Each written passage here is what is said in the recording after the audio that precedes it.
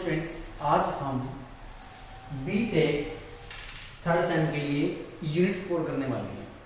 ये होगी यूनिट हमारे पास बीटेक एआईएमएल के लिए हम कर रहे हैं। बीटेक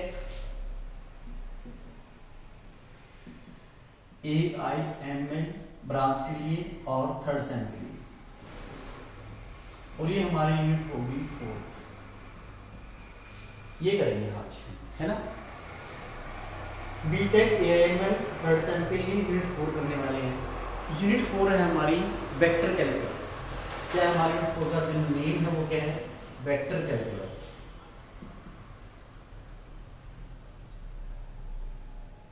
ये हमारी यूनिट है वेक्टर कैलकुलस। वेक्टर कैलकुलस में हम सबसे पहले कुछ टॉपिक पढ़ेंगे जो वेक्टर से रिलेट करते हुए, है ना। जैसे कि वेक्टर क्या होते हैं, ये तो आप पहले पढ़ चुके हो। फिर आप क्या करोगे, वेक्टर का डेल ऑपरेटर देखोगे कि डेल ऑपरेटर क्या होता है, डाइवर्जेंस क्या होता है, ग्रेडियंट क्या होता है, और फिर आप ये देखो कि गॉस डाइवर्जेंस थ्योरम क्या है, ग्रीन थ्योरम क्या है, स्टोक्स थ्योरम क्या है। ये सारे इस यूनिट के अंदर आगे वेक्टर कैलकुलस के अंदर आ जाएंगे। तो सबसे पहले हम फर्स्ट टॉपिक के बारे में डिस्कस करेंगे। फर्स्ट टॉपिक हमारा है, पहला टॉपिक है हमारा स्केलर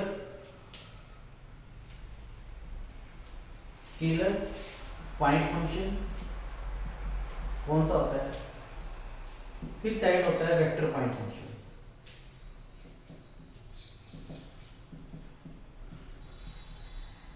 है ना। स्केलर पॉइंट फंक्शन में क्या होगा, सबसे पहले यदि आपके पास जो फंक्शन है, ये वाला जो फंक्शन है, यदि आपके पास स्केलर मिल गया, स्केलर सेंस जैसे टेम्परेचर की डायरेक्शन मिलती है ना। तो टेम्परेचर क्या हो गया? स्केलर क्वांटिटी, उसको बोलेंगे स्केलर पॉइंट फंक्शन। और ये क्या है? वेक्टर है, इसको बोलेंगे वेक्टर पॉइंट फंक्शन। जिसमें आपके पास ये फंक्शन क्या मिल जाए? वेक्टर मिल जाए। जैसे वेलोसिटी, एक्सेलरेशन, ये सारे क्या है? वेक्टर्स हैं, है ना। तो वेक्टर पॉइंट फंक्शन किसे बोलेंगे? जब आपको वेक्टर मिल जाए फंक्शन में तो वेक्टर पॉइंट फंक्शन, जब आपको स्केलर मिल जाए स्केलर पॉइंट फंक्शन। ठीक है, यहां तक हो गया। ये तो बिल्कुल बेसिक है, ये हमारे इतना काम का नहीं है। उसके बाद देखिए, उसके बाद हम एक ऑपरेटर पढ़ेंगे, उसको कहते हैं डेल ऑपरेटर। डेल ऑपरेटर ये सबसे बड़ा ऑपरेटर है, डेल ऑपरेटर। इसको हम ऐसे लिख सकते हैं, ऐसे, इसकी नोटेशन ये है डेल। इसको क्या बोलते हैं? Del operator. ये डेल ऑपरेटर क्यों यूज कर रहे हैं हम वेक्टर में, पहले तो हम ये समझेंगे, और फिर ये समझेंगे इसका काम क्या रहता है, ये किस काम आता है हमारे, है। तो ये चीज समझेंगे हम सारे साथ। तो सबसे पहले डेल ऑपरेटर क्या करता है? जो डेल ऑपरेटर है आपका, वो क्या करता है? 3D में काम करता है, 3D स्पेस में। 3D स्पेस में काम करता है, और वो क्या करता है कि 3D स्पेस में कोई भी फंक्शन या कोई भी स्केलर फंक्शन होता है, वेक्टर फंक्शन हो सकता है, कि कैसे चेंज हो रहा है, उसका चेंज मेजर करता है। चेंज कि 3D स्पेस में कोई फंक्शन कैसा बिहेव कर रहा है, किसे कैसे चेंज हो रहा है 3D स्पेस में। एक साथ 3D स्पेस में यदि behaviour change of the behaviour note करना है 3D स्पेस में, तो ये काम करता है डेल ऑपरेटर। इससे पहले आपने पढ़ा partial differential equation, partial derivative मान लेते हैं पार्शियल, और उससे पहले पढ़ा था आपने डेरिवेटिव। ये बहुत हम पहले वाले से बहुत पहले करवा रहे हैं। ये पार्शियल डेरिवेटिव क्या आता है? ये चेंज तो मेजर करता है, लेकिन ये एक डायरेक्शन में चेंज को मेजर करता है, एक डायरेक्शन में, ओनली वन डायरेक्शन। और ये भी चेंज को मेजर करता है वन डायरेक्शन में, लेकिन ये क्या है? थ्री डायमेंशन में मेजर करता है चेंज को। ठीक है, यहां तक समझ में आ गया। इसका मतलब डेल है हमारा, वो 3D स्पेस में काम करता है। ठीक है, उसके बाद देखो डेल है, जो डेल फंक्शन, वो किस पे ऑपरेट कर सकता है? स्केलर पे और वेक्टर पे, है ना। तो यदि आपके पास फर्स्ट है, यदि आपके पास स्केलर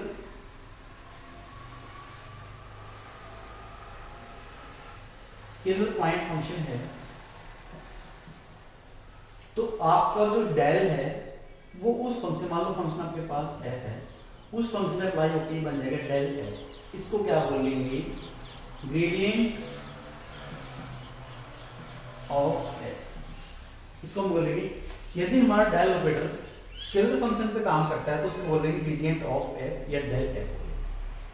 सेकंड केस में देखो आप, यदि वेक्टर पॉइंट फंक्शन पे काम करता है हमारा डेल ऑपरेटर एफ, तो क्या बोलेगा, डेल एफ बनेगा और किसके इक्वल आ जाएगा हमारे पास, डाइवर्जेंस के इक्वल। इसको हम बोलेंगे divergence, divergence of F. Means यदि वेक्टर पॉइंट फंक्शन है आपका तो आप बोलोगे डाइवर्जेंस ऑफ एफ। यदि आपको स्केलर पॉइंट फंक्शन है तो आप उसको बोलोगे ग्रेडियंट ऑफ एफ। यहां तक सब बच्चों क्लियर हो गया। स्केलर पॉइंट फंक्शन के लिए ग्रेडियंट बनेगा, वेक्टर पॉइंट फंक्शन के लिए डाइवर्जेंस बनेगा। यहां तक क्लियर हो गया। उसके बाद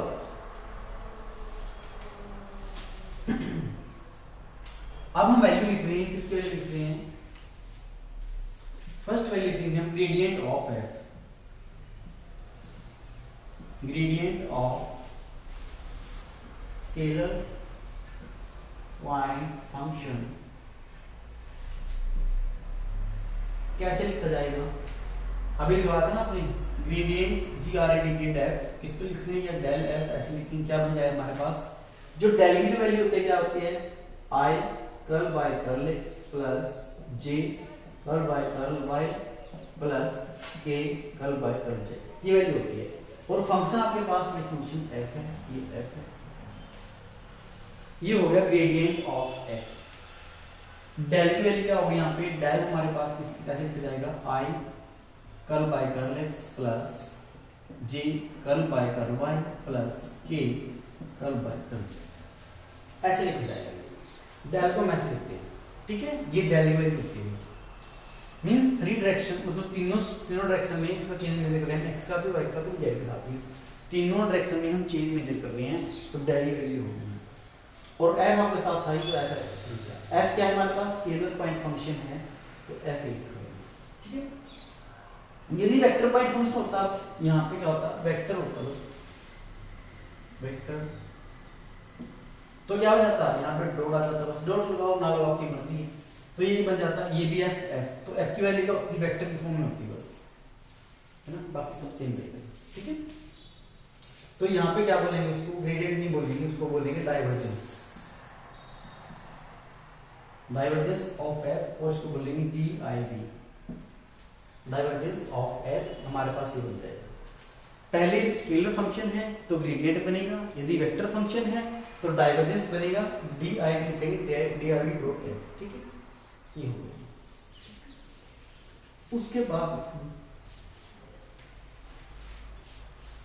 उसके बाद एक सिंपल सा स्टेप है, वो हम लिखेंगे, जो पोजीशन वेक्टर होता है, पोजीशन वेक्टर होता है हमारा, उसको हम डिनोट करते हैं कैपिटल आर से, और उसकी वैल्यू हमेशा होती है एक्स आई plus Y J plus Z, ये हर जगह सेम होती है। पोजीशन वेक्टर मींस करता है कि हम उस पोजीशन वेक्टर को पोजीशन के हिसाब से X column Y column Z column, तो इसकी वैल्यू होती है एक्स आई plus Y J plus Z, ठीक है। उसके बाद यदि आप इसका मैग्नीट्यूड निकालोगे, है ना, मैग्नीट्यूड क्या होता है, स्मॉल और होता है वो, इसका स्क्वायर हो जाएगा एक्स स्क्वायर प्लस इसका square Y square plus Z square और स्क्वायर, है ना। मैग्नीट्यूड ऐसे निकाल दो ना, यदि आपके पास कॉम्प्लेक्स में पड़ रहा है, मैं मॉडल्स निकालता हूं, मॉडल्स ये मैग्नीट्यूड x प्लस आइटा वाइटा में निकालना है, z मॉडल्स क्या हो जाएगा x square plus y square, इसे निकालोगे ना तो सेम ऐसे मॉडल्स निकाल लिया, है ना, तो ये बन गया मैग्नीट्यूड निकाल लिया, मैग्नीट्यूड हमारे पास ये आ गया 8, ये हमेशा ही वैल्यू हमेशा सेम रहती है। अब हमारे पास इसके बाद एक क्वेश्चन बनता है, सबसे इंपॉर्टेंट क्वेश्चन बनता है, वो उस क्वेश्चन को सोल्व करेंगे हम। हमारा मेन काम यहाँ से स्टार्ट होगा कि क्वेश्चन कैसे बनेगा। मान लो आपके पास गिवन होगा डेल, फाइंड निकालना हमने, find del R and dot R, ये निकालना है, इसकी वैल्यू निकालनी है आपको। यदि आपके पास ऐसा क्वेश्चन आता है तो आपको कैसे सोल्व करना है, इसको यदि सोल्व करना है आपकी, सॉल्व दिस वैल्यू, ये किसके इक्वल आएगा, ये पूछ सकते हैं। ये क्वेश्चन बहुत इंपॉर्टेंट क्वेश्चन है भाई, मैक्सिमम कैसे सोल्व कर देंगे इससे, हम इस टाइप से हम मैक्सिमम कैसे सोल्व कर लेंगे, है ना। तो कैसे सोल्व करेंगे आप देखो, आप इसको सॉल्यूशन देखो इसका, सॉल्यूशन सबसे पहले डेली वैल्यू आपको पता है, डेली वैल्यू क्या होती है, या तो आप सीधा डायरेक्ट इसको दो वे से हम सोल्व कर सकते हैं। पहला वे है प्रॉपर्टी यूज करके और सेकंड वे है डायरेक्ट सोल्व करके। या तो आप डायरेक्ट से सोल्व करो या प्रॉपर्टी सोल्व करो, आंसर दोनों में से सेम आएगा, है ना। तो जब वो प्रॉपर्टी आती है तो प्रॉपर्टी से और इजी हो जाएगा, यदि वो प्रॉपर्टी है तो डायरेक्ट सोल्व कर सकते हो आप, है ना। तो सबसे पहले हम लिखेंगे डेल, है ना, उसके बाद आर एन वैल्यू का, आर की वैल्यू का ये वाली वैल्यू है x square plus y square plus z square r square, और पावर कितनी यहाँ पे n पावर, और साथ में क्या है इसके साथ r। यहाँ पे सब समझ में आ गया।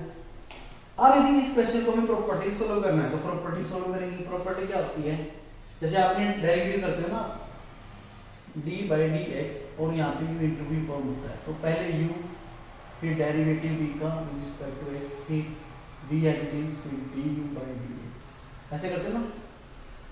सेम वही रूल यहाँ पे अप्लाई करो, सेम अप्लाई करेंगे। क्या बन जाएगा, पहले जो ये वाला कांस्टेंट है, मतलब कांस्टेंट क्या है, ये वाला, इसमें इसका वेक्टर नहीं है, ये एक स्केलर है, ये वेक्टर है, ये हमारे पास स्केलर है और ये हमारे पास वेक्टर है।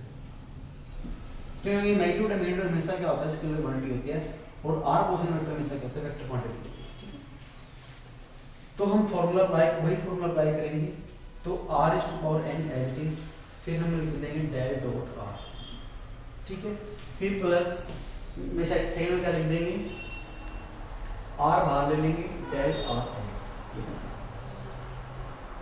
ठीक है। ये आपका प्रॉपर्टी आपने यूज करी है, डेरिवेटिव वाली प्रॉपर्टी यूज की है। पहला function as it is, second का डेल कर दिया, फिर प्लस, फिर ये वाला बाहर, फिर ये प्रॉपर्टी आपने यूज, ठीक। इस प्रॉपर्टी से आप इसको सोल्व करोगे काफी इजी हो जाएगा। यदि डायरेक्ट सोल्व करोगे थोड़ा सा मुश्किल और लेंथी हो जाएगा, है। तो पहले इस प्रॉपर्टी सोल्व करेंगे, इसको लिखो आगे।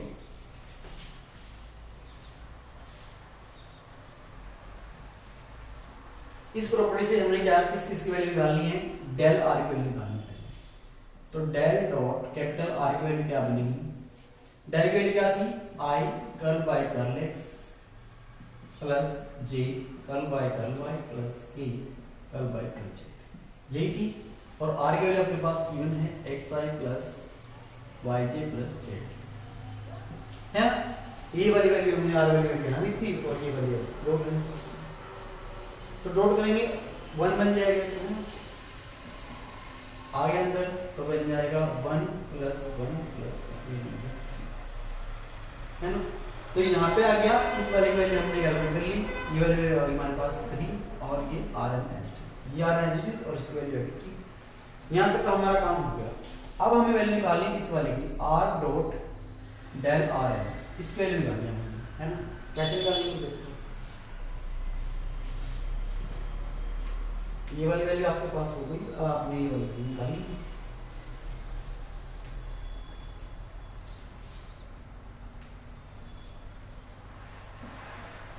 ये वाली वैल्यू हम निकालेंगे, तो फिर r as it is del are n, वही सेम वाली वैल्यू, आर तो बाहर ले लो आप, आर डॉट बाहर ले लो, डेल की value curl by curl x I plus J curl by curl Y plus के कर्ल बाय कर्ल जेड। और आर एन वैल्यू क्या बनेगी, आर एन वैल्यू क्या बन जाएगी, x square plus Y square plus Z square power n 1, है ना। ये बन जाएगी ना, क्योंकि इसकी वैल्यू क्या है, आर की वैल्यू क्या है 1/2 है और पावर n है, तो n। अब आपने क्या करना है, इस वाले का और इस वाले का डेरिवेटिव निकालना है। तो निकालो डेरिवेटिव कैसे,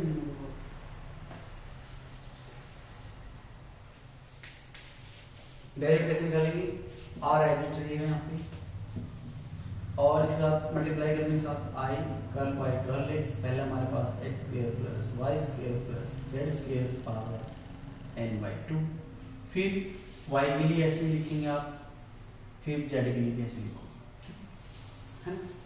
तो सबसे पहले हम पहले वाला पार्ट सॉल्व करेंगे, पहले वाला पार्ट सॉल्व करके फिर आंसर निकाल लेंगे। फिर सिमिलर दिस और सिमिलर दिस, वेक्टर में आपने ऐसे ही करना है, वेक्टर भी आपको सॉल्व करना है। तो आपने पहले वाला पार्ट का जो आंसर आएगा वही y, वही इसके लिए आएगा, वही इसके लिए आएगा, बस आपने क्या करना है, वेरिएबल देख लेना यहाँ पे जो वेरिएबल आएगा x के लिए आएगा, यहाँ पे वेरिएबल y के लिए आएगा, यहाँ पे z के लिए आएगा, यहाँ पे y में आ जाएगा, यहाँ पे z में आ जाएगा। बस आपने ये चेंज करना।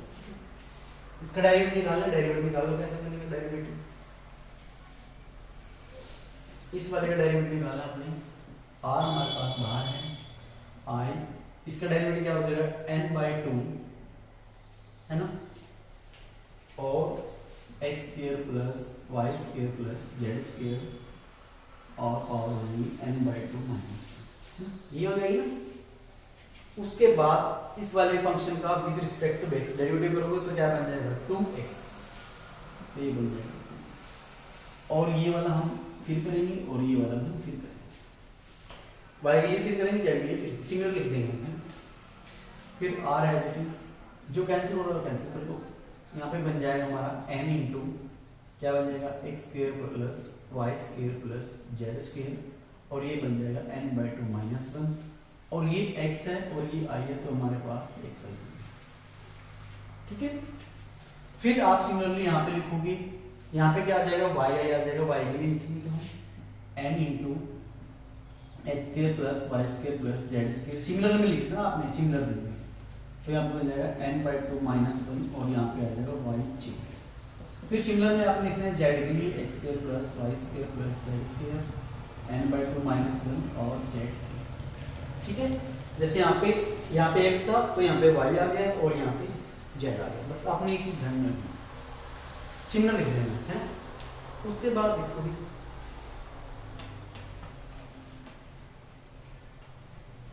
उसके बाद यहाँ से n कॉमन आ रहा है तो n का कॉमन लेंगे, r हमारे पास बाहर है, इसकी वैल्यू क्या है, थोड़ा सिंपलीफाई कर लेंगे, सारे से कॉमन आ रही है, इसको भी कॉमन लिखते हैं, x square plus Y square plus Z square power n/2 minus 1 है। फिर हमारे पास r बच गया और उसके बाद अंदर बच गया xi plus yj plus z, हमने ये वाले टर्म को बाहर, इस वाले टर्म को हमने कॉमन लिया, इस वाले टर्म को हमने कॉमन लिया, इस वाले टर्म को हमने कॉमन लिया। अब यहाँ पे r की वैल्यू आपको पता ही है क्या होती है, r की value x square plus Y square plus Z square और यहाँ पे n/2 माइनस 1, r की वैल्यू होती है xy plus yj plus z की, और मल्टीप्लाई में ये टर्म आपके पास ऑलरेडी है, ये xy plus yj plus z की, है ना। अब दोनों को मल्टीप्लाई करेंगे तो क्या बन जाएगा x square plus Y square plus Z square, n हमारे पास ये भी एज इट रहेगा n/2 माइनस 1, ये क्या बन जाएगा x square plus Y square plus Z square, क्योंकि डॉट प्रोडक्ट करेंगे ना, डॉट प्रोडक्ट में क्या होता है i इंटू आई क्या बनता है 1 बनता है, और x इंटू एक्स क्या बनता है x। यहाँ तक हो गया। उसके बाद देखते हैं, उसके बाद थोड़ा सिंपलीफाई करेंगे, r की वैल्यू क्या होती है, यहाँ पे लिखते हैं r की वैल्यू होती है हमारे पास x square plus Y square plus Z square square root, है ना। यदि हम यहाँ से स्क्वायर रूट यहाँ से हटा देंगे तो क्या बन जाएगा हमारे पास r स्क्वायर बन जाएगा, है ना। तो ये वाली वैल्यू और ये वाली वैल्यू सेम है तो यहाँ पे लिख देंगे हम r स्क्वायर, तो यहाँ पे हमारे पास आ गया r स्क्वायर, ठीक है। अब देखो उसके बाद, और ये भी क्या है, ये भी r स्क्वायर ही बन रहा है हमारे पास, ये बन जाएगा n into r square power n/2 minus 1 और ये r स्क्वायर। थोड़ा सिंपलीफाई करेंगे हम, सिंपलीफाई करने के बाद हमारे पास क्या बन जाएगा 2 कॉमन लेंगे तो बन जाएगा rn, है ना, और एक बन जाएगा r⁻² और ये r, इससे ये कैंसिल हो जाएगा तो हमारे पास बन जाएगा n r⁻n। तो यहाँ पे ये वाली वैल्यू क्या बन जाएगी हमारे पास rn और ये बन जाएगा n, तो ये वाली वैल्यू हमने कैलकुलेट की थी r डॉट कर दी, दिस वैल्यू क्या है, ये वाली वैल्यू है हमारे पास, तो ये वैल्यू हम फिर कर देंगे n r⁻n। अब यहाँ से क्या है r⁻n कॉमन ले लेंगे, यहाँ कर दें, तो हमने क्या किया r⁻n कॉमन लिया, हमने बचकर n + 3, ये हमारा रिजल्ट बन गया इसका डेल डॉट r⁻n, ये हमारे पास है। इस वाली वैल्यू की इस वाले यदि हम इसको डेल में लिखेंगे तो हमारे पास ये आंसर बनेगा। यहाँ से हमारा स्टार्ट हो जाएगा पूरा का पूरा वेक्टर, जिस बच्चे को यहाँ तक आ गया उसको समझ पूरा वेक्टर आ गया। इतना अच्छा रिजल्ट है भाई। यदि जिस बच्चे को ये सोल्व करना आ गया ना, ये वाली वैल्यू सोल्व करनी आ गई, ये समझ लो पूरा वेक्टर समझ में आ गया उसको, है ना। तो सबको समझ में आ गया। हमने 3-4 स्टेप किए इसमें, बस आर की वैल्यू पुट की है पोजीशन वेक्टर की, उसका मैग्नीट्यूड लिखा है, दोनों प्रोडक्ट किया है, और एक हमने प्रॉपर्टी यूज की है। यदि कोई बच्चा ऐसा कहता है कि हमें प्रॉपर्टी याद नहीं रहती सर, तो प्रॉपर्टी याद नहीं तब भी आप इसको सोल्व कर सकते हो, है ना, कोई प्रॉब्लम नहीं। जिसको जैसा वैसे आपको सोल्व करना आता है वैसे आप इसको सोल्व कर सकते हो। उसके बाद बस इतना ही करेंगे आज। नेक्स्ट वाली वीडियो में नेक्स्ट टॉपिक करेंगे। नेक्स्ट टॉपिक हम क्या करेंगे, इसका डबल डायल कर देंगे, बस dial into del R is to power n into r, ये करेंगे हम नेक्स्ट टॉपिक। इसके आगे कैलकुलेट करेंगे, है ना। पहले वाली वीडियो में हमने ये वाला कैलकुलेट किया बस यहाँ तक, फिर बाद में हम डेल के साथ कर देंगे। नेक्स्ट वाली वीडियो में ये करेंगे। थैंक यू सो मच दोस्तों, आज नहीं करेंगे, नेक्स्ट वीडियो में फिर मिलते हैं डेल डॉट डेल के साथ।